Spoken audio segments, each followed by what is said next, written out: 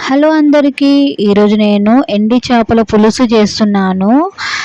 దాని ప్రాసెస్ ఏందో చూసేయండి. ఫస్ట్ ఒక ఎండి చేపలు అనేది బాగా కడిగేసుకోవాలండి, లేకపోతే నీ శ్వాసన ఉంటాయి.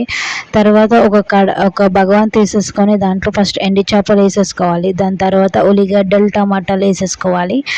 దాని తర్వాత ఉప్పు కారం పసుపు వేసేసుకోవాలండి.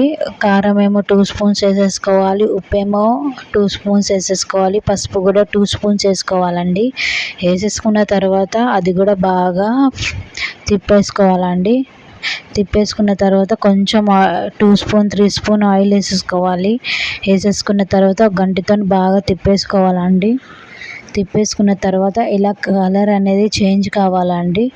కలర్ చూసారండి ఎంత మంచిగా ఉందో కలరు. ఆ చేంజ్ అయిన తర్వాత నేను పక్కన కొంచెం చింతపండు అనేది నానబెట్టేసుకున్నానండి. ఆ చింతపండు బాగా నానేసిన తర్వాత కలిపేసుకొని ఈ చేపల దాంట్లో వేసేసుకోవాలి. పులుపును బట్టి చూసుకోవాలండి. పులుపు ఎక్కువైతే బాగోదు, సరి సమానంగా ఉండాలి. తర్వాత మనం గ్యాస్ ముట్టించేసి ఇది అనేది బాగా ఒక 20-30 మినిట్స్ అనేది బాగా బాయిల్ కావాలండి. చూడండి ఇప్పుడు వాటర్ ఉంది కదా, నేను దగ్గరికి అయ్యే వరకు కుక్ చేస్తానండి. నాకు వాటర్ అంటే అసలు నచ్చదు. ఇట్లా దగ్గరికి ఆయిల్ అనేది పైకి రావాలి. అప్పుడు అనేది చేపల పులుసు అనేది చాలా బాగుంటుంది. చూస్తున్నారు కదా ఎంత దగ్గరికి అయిందో. చాలా బాగుంటుందండి. టేస్ట్ మాత్రం అంత దగ్గరికి కావాలండి. చాలా ఈజీ అండి ఇది.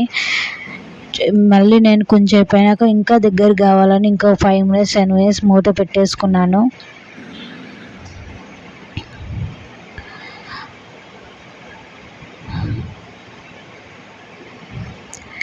ఒక 10 మినిట్స్ అయిన తర్వాత మూత తీసిన తర్వాత చూడండి ఫ్రెండ్స్ ఎంత యమ్మీ టేస్టీగా ఉందో చేపల పులుసు. ఎండి చేపల పులుసు అండి ఇది. అబ్బబ్బబ్బా, తింటే మాత్రం చాలా బాగుంటుందండి. మీరు కూడా ఒకసారి ట్రై చేయండి ఫ్రెండ్స్. ఎలా ఉందో కామెంట్ చేయండి, సబ్స్క్రైబ్ చేయండి ఫ్రెండ్స్, షేర్ కూడా చేయండి ప్లీజ్. బాయ్.